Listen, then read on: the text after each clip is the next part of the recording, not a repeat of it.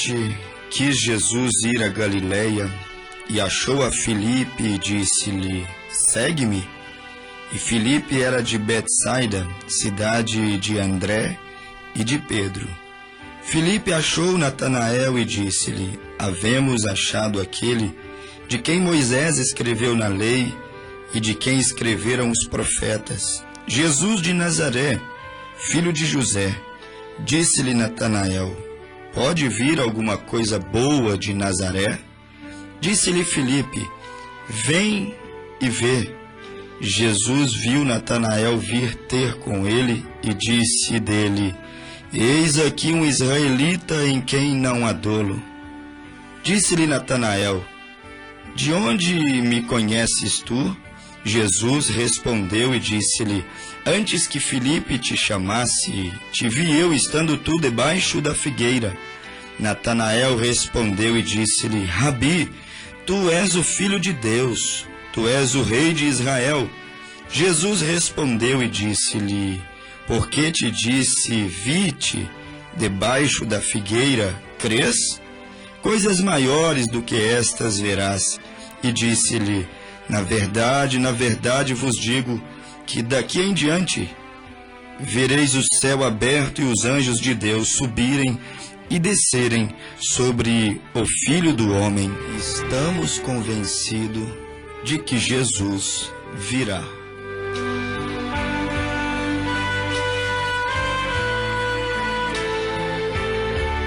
Virá um dia destes sobre as nuvens para nos buscar.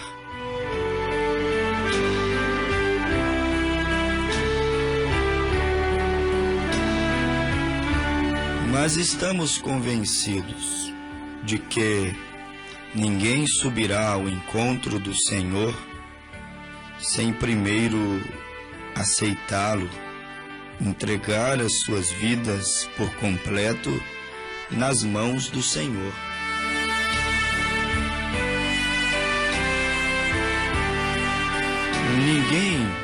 Ninguém conseguirá encontrar a Deus, ninguém irá vê-lo, ninguém contemplará a sua tão almejada aparição, prometida pela Bíblia, pelos profetas, sem primeiro lhe obedecer.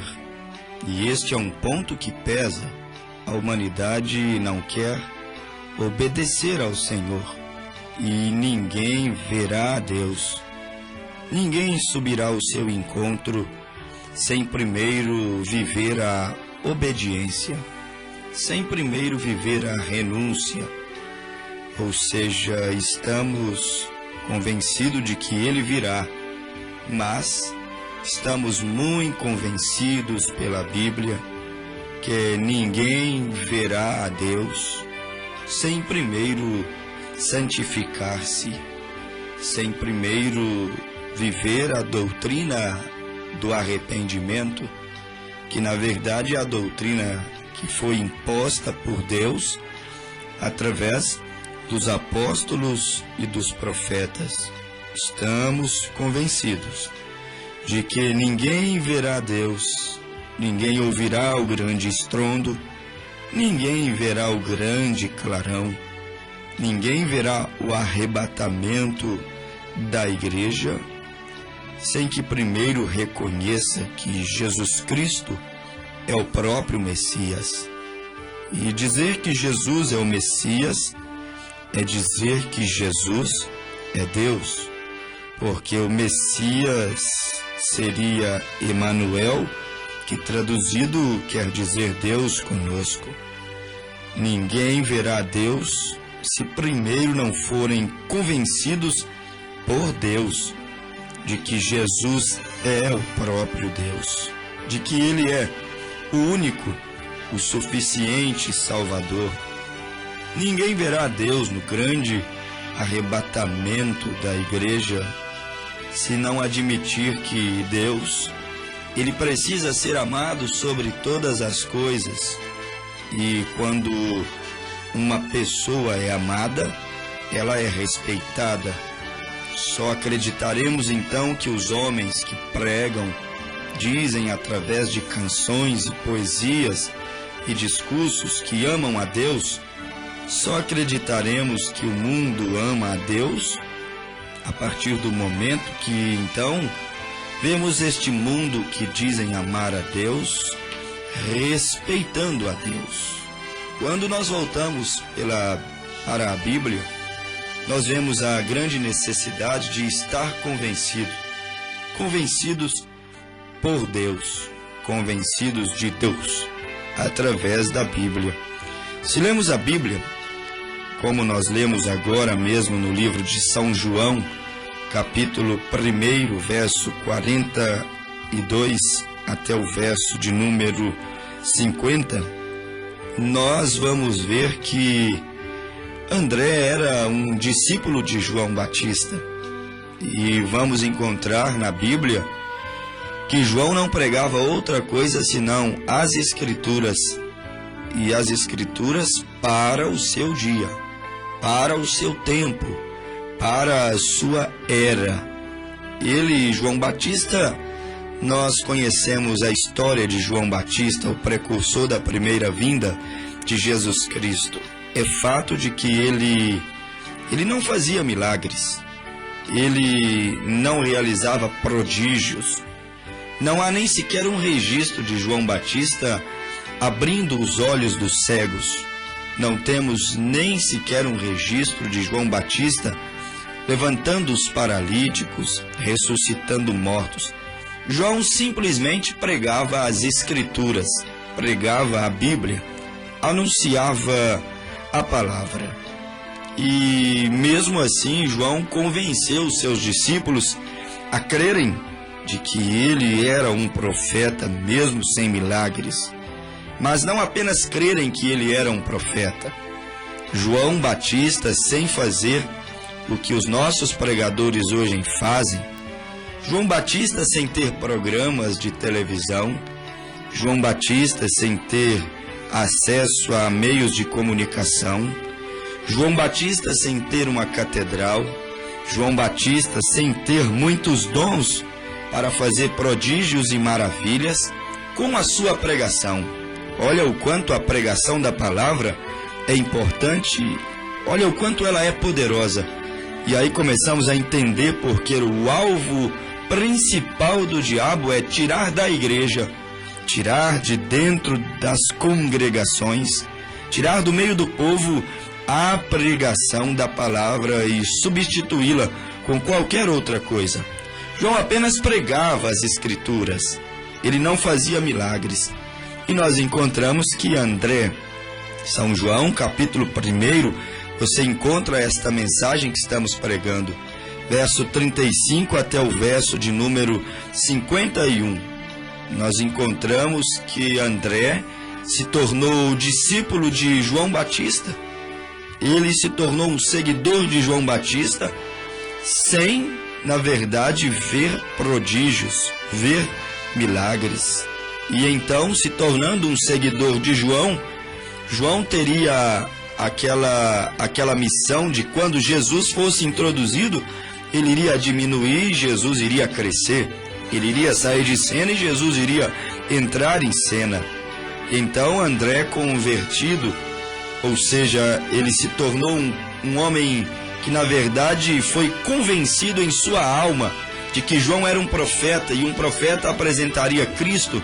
E João apresentou a Cristo, e antes mesmo que André visse um só milagre, André foi convencido de que Jesus era o Messias.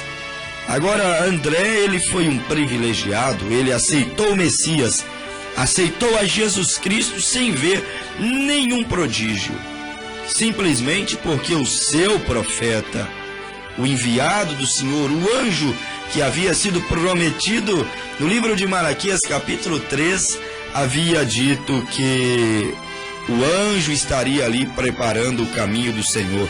Malaquias havia dito isso, e André confiou que João era aquele anjo, aquele mensageiro que a sua profecia, independente de prodígios, milagres e maravilhas, a sua palavra seria a palavra de Deus, e a palavra de Deus jamais poderia falhar.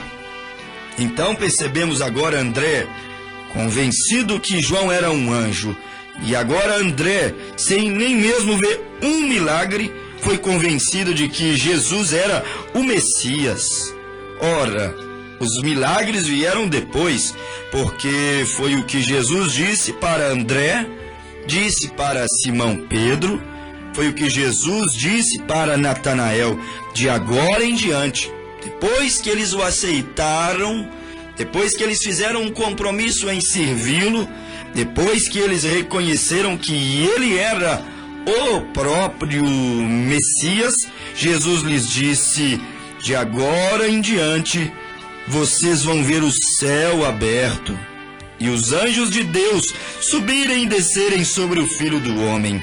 Agora que vocês creram em mim, independente de milagres, independente de dons, independente de fama, independente de uma boa posição, agora que vocês creram em mim simplesmente porque acreditaram que a Bíblia é verdade e está se cumprindo, agora que vocês creram, vocês verão grandes milagres. Os milagres vieram para André, os milagres vieram para Simão Pedro.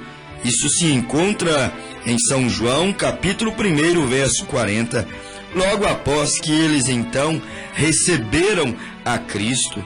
Esta deveria ser a ordem ainda. Deveríamos crer para depois vermos o que Deus vai fazer. Mas os homens têm passado o carro na frente dos bois. Eles querem ver o milagre primeiro. Eles querem provar primeiramente do pão multiplicado. Eles querem primeiramente comer do peixe multiplicado, beber da água transformada em vinho. Primeiro querem beneficiar-se de Deus, e depois quem garante que eles entregarão as suas vidas ao Senhor? Quantos cometem este pecado? Eles vêm, eles provam e depois eles vão embora. E Paulo disse em Hebreus capítulo 6 que aqueles que uma vez foram iluminados pela verdade, provaram do dom de Deus, aqueles que uma vez tiveram as suas orações atendidas pelo Senhor, aqueles que uma vez foram curados, aqueles que uma vez estiveram nos átrios santos de Deus, sentindo a presença de Deus, e depois simplesmente viraram as costas, porque um vento passou, um problema surgiu, uma decepção cruzou o caminho, ou quem sabe algo não foi da maneira a qual você esperaria que fosse, ou que deveria andar. A Bíblia diz que aqueles que foram uma vez iluminados, dificilmente eles conseguiriam reconciliar-se. Dificilmente eles conseguiriam voltar. Dificilmente eles conseguiriam, então, clamar mais uma vez. Dificilmente eles conseguiriam ter um encontro novamente com Deus. Ora, meu amigo, meu amado ouvinte, as coisas estão sendo completamente invertidas. As ordens estão sendo invertidas. Deveríamos crer para depois vermos. Deveríamos crer independente dos milagres, para então vivermos os milagres. Deveríamos buscar a Jesus primeiramente, porque buscar a Cristo primeiramente é buscar a palavra. Buscar a Cristo primeiramente seria buscar a mudança de vida, a transformação de alma. E o povo está muito mais carente e necessitado de uma mudança interior, uma mudança de alma, uma verdadeira conversão, do que propriamente provar dos dons. Quantos provam dos dons e dizem que eles são bons e dizem aleluias por causa dos dons e realmente são bons, porém não tem nenhuma firmeza, não tem nenhum compromisso com Deus. Nós queremos ver Deus primeiro, a mudança primeiro, a transformação primeiro. Deveria ser isso, mas os valores têm sido invertidos. E nós percebemos que os homens, eles querem ver primeiro, ver o pão, ver o peixe, ver a cura, para depois crer. Receber, para depois receber. Ora, amados, receber para depois crer, isso não seria fé. A fé declara o que você não vê. A fé te leva a crer, mesmo quando não há nenhuma evidência. aquele que precisa crer porque ele tem uma evidência, ora, a sua fé é um tanto duvidosa. A verdadeira fé crê contra o impossível. A verdadeira fé te leva a pegar-se a Cristo quando não há evidências. A fé declara o que você não vê. A fé te leva a crer mesmo quando não existe nenhuma evidência, nenhum sinal. Esta é a verdadeira fé, o verdadeiro cristianismo. Ele não depende de circunstâncias boas ou ruins para servir a Deus. O oposto deste mundo moderno, as pessoas servem a Deus se Deus lhes dar alguma coisa, um carro, uma casa, um namorado, um esposo ou algo assim. André sabia que Jesus era o filho de José, São João capítulo 1, verso 45. Porém a fé, que na verdade é uma revelação, declarou para André que Jesus era também aquele a quem Moisés havia falado sobre ele.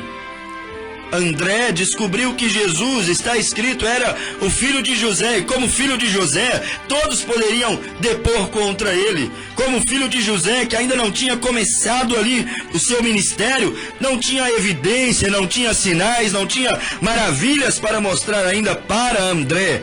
Mas, meu amigo ouvinte, André obteve dentro de sua alma, de seu coração, a revelação que Jesus não era só o filho de José, não era só um homem natural. Ele entendeu que Jesus era aquele que Moisés havia dito, que o Senhor Deus levantaria um profeta semelhante a ele. E se o povo não o ouvisse, seria riscado do livro, riscado dos planos de Deus. Portanto, quem não ouvisse Moisés era morte. E Moisés disse que Jesus seria da mesma maneira. Quem não ouvir Jesus seria morte. Morte espiritual. Esse é um dos grandes motivos que o mundo está morrendo. A igreja está morrendo, os valores estão morrendo. Por quê? Porque os homens não estão querendo ouvir a Jesus. Mas como ouvir a Jesus? Aonde ele está? Aonde ele mora? Ouvir a Jesus é ouvir a sua própria palavra. E André entendeu isso. André ouviu a João. Quando Jesus entrou em cena, André agora passou a ouvir a Jesus, porque ele entendeu que Jesus não era apenas um carpinteiro, filho de um certo José, também carpinteiro. Mas André viu pelos olhos da revelação que na verdade Jesus era o vaso aonde as escrituras habitariam. Jesus, ele seria o vaso aonde os profetas então veria cumprida, viria agora encarnada, viria agora manifestada as suas palavras, as suas profecias. André conseguiu ver Jesus como sendo o vaso aonde as profecias que Isaías entregou, aquelas que estavam previstas nos Salmos, em Moisés, na lei, como diz a Bíblia, estariam todas se cumprindo naquele dia. André foi um privilegiado. André não viu milagres em João Batista sendo um discípulo.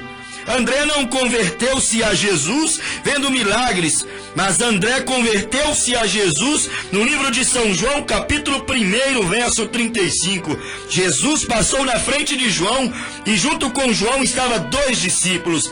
E João apenas disse isso: eis ali passando o Cordeiro de Deus. Foi o suficiente uma palavra para André, e atrás agora de Jesus. Tudo que André ouviu em São João 1,35 foi o seu profeta, dizendo: eis vai andando por ali, eis passando aí diante de vocês agora, o Cordeiro de Deus, a palavra de Deus, o Emanuel, o Messias está entre nós.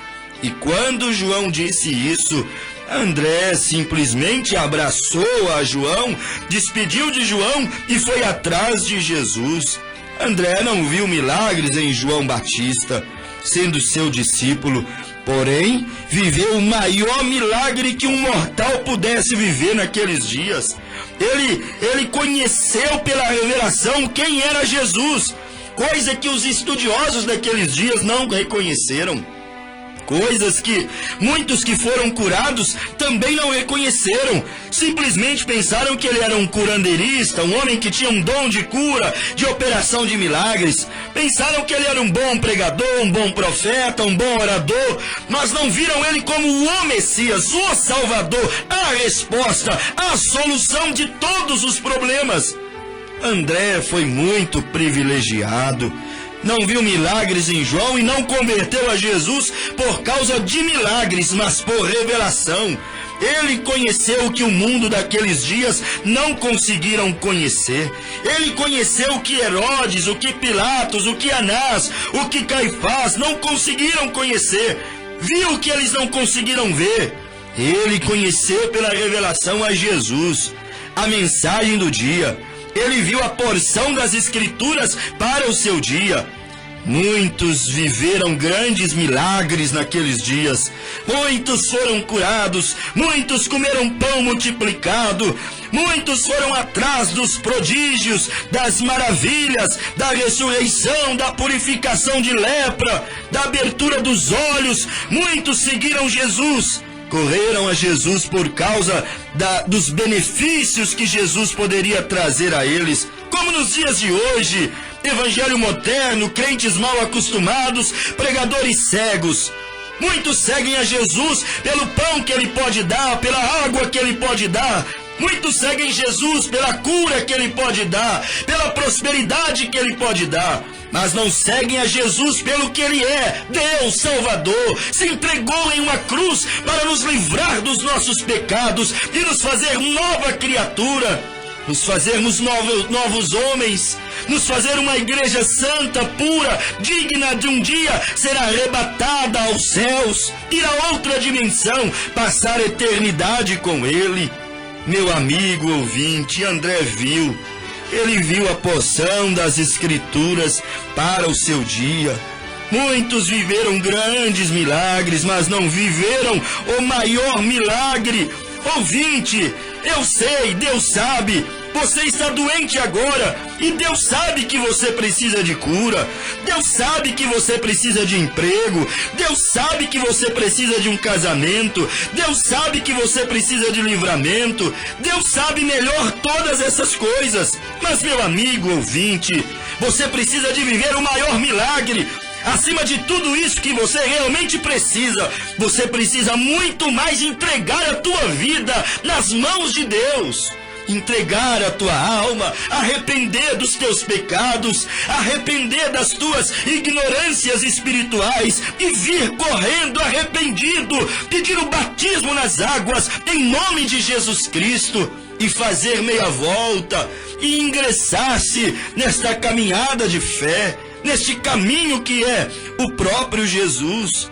Você precisa viver o maior milagre André viveu. Conheceu quem era Jesus, reconheceu na verdade que ele não era só o filho de José, mas era o Messias, era o Verbo encarnado, era o Criador dos céus e da terra, era o prometido, era o desejado. Isto é glorioso e a história se repete mais uma vez. Muitos estão buscando os milagres e rejeitam o milagre do Calvário, o milagre da salvação. Muitos têm visto milagres e o mundo está perplexo, assustado. Nunca viram tanto milagre como hoje. Curas, prodígios, maravilhas. Isso é bom, é de Deus. Mas ficará você apenas nisso? Aceitas tu os milagres e rejeita você agora o milagre? Como você se posicionará? Muitos estão abraçando os milagres. É fácil abraçar os milagres, é fácil abraçar as bênçãos, é difícil abraçar o milagre. Cristo é o milagre, Cristo é a salvação, Cristo é a transformação. Muitos têm falhado em ver o maior milagre que pode existir, a mensagem do dia.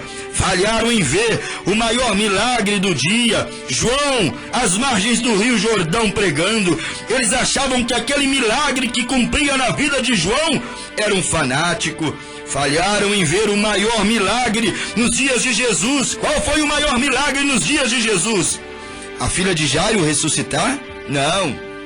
Lázaro ressuscitar? Não. Águas em vinhos? Não. Pães e peixes? Não. O maior milagre foi ter Deus na terra, vestido de pele humana, e o mundo não reconheceu, e o mundo não aceitou. Eles falharam, eles tropeçaram no maior milagre.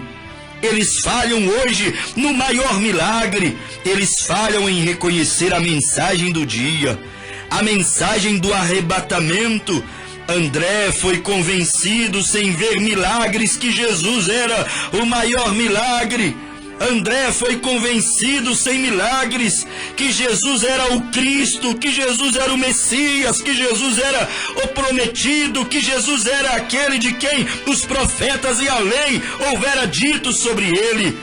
André apenas disse a Simão Pedro assim: achamos o Cristo. Isso foi suficiente. Simão, que se chamava Cefas, que significa Pedro, só ouviu isso. Achamos o Cristo, achamos a mensagem do dia, achamos o que Deus está fazendo hoje, achamos uma mensagem diferente, uma mensagem de restauração, uma mensagem que fala e brada dentro das nossas almas.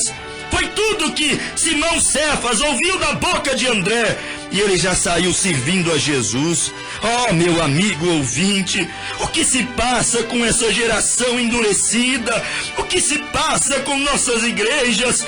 O que se passa com os nossos pregadores? O que se passa com os nossos jovens? O que se passa com os nossos ouvintes?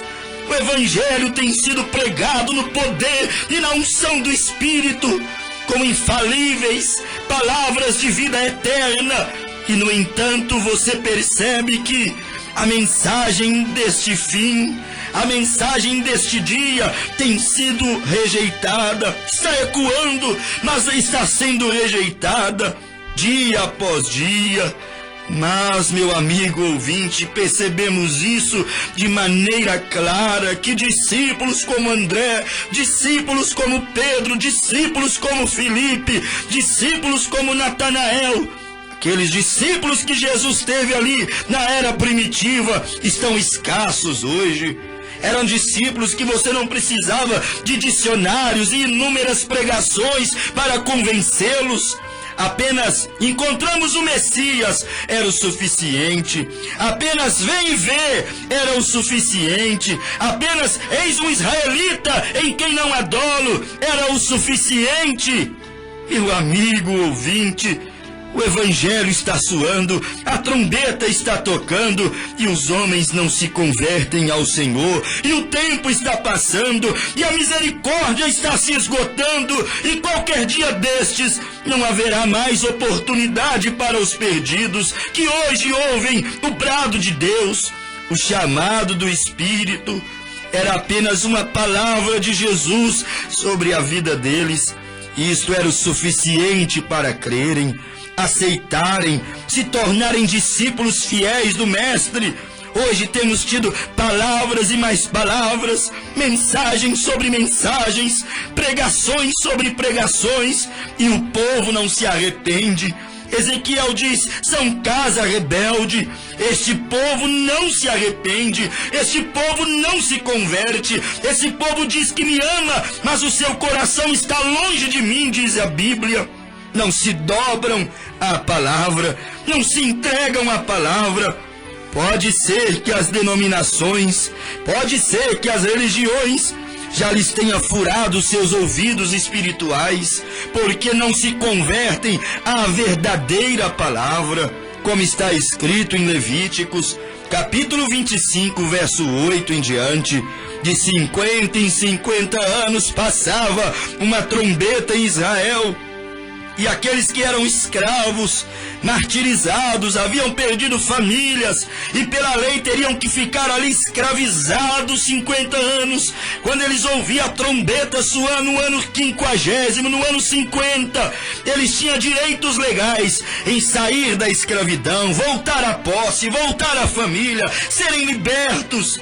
Mas a Bíblia nos narra um fato curioso: aquele que não ouvisse o som da trombeta e não saísse quando a trombeta estivesse soando, a sua orelha seria furada, seus ouvidos, seus tímpanos seriam estourados, e nunca mais eles ouviriam o som da trombeta, e não teriam direito nunca mais de saírem daquela cidade murada, daquela religião que escravizava, daqueles senhores que escravizavam e martirizavam os seus escravos.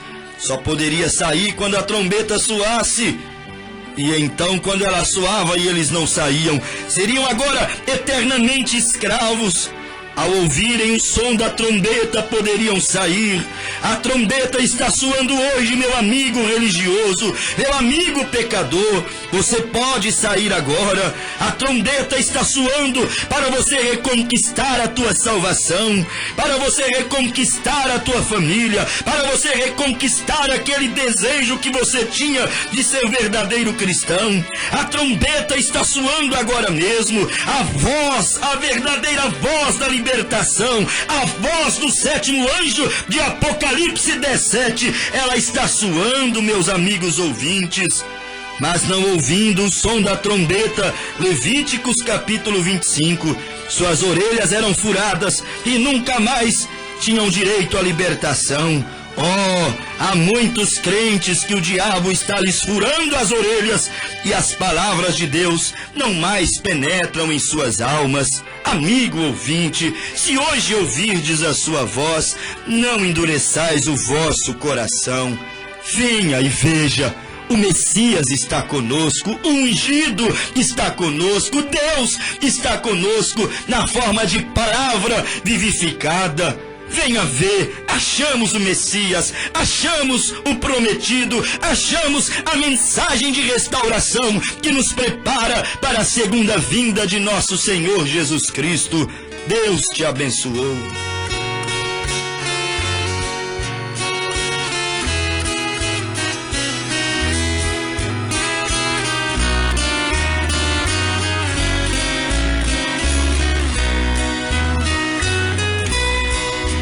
De repente faz no espaço um enorme clarão, um grande estrondo se faz ouvir na imensidão, o som tremendo de uma trombeta a ressoar nos altos céus, anunciando Jesus Cristo, Filho de Deus, que envia os seus anjos aos quatro cantos a recolher todos os santos para a glória celestial.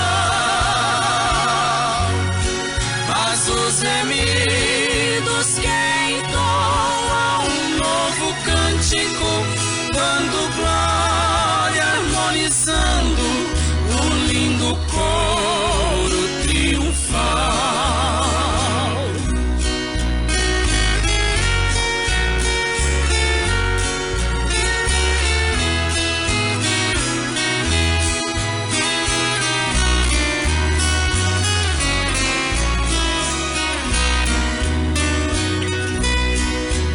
E na terra se ouve a grande tribulação,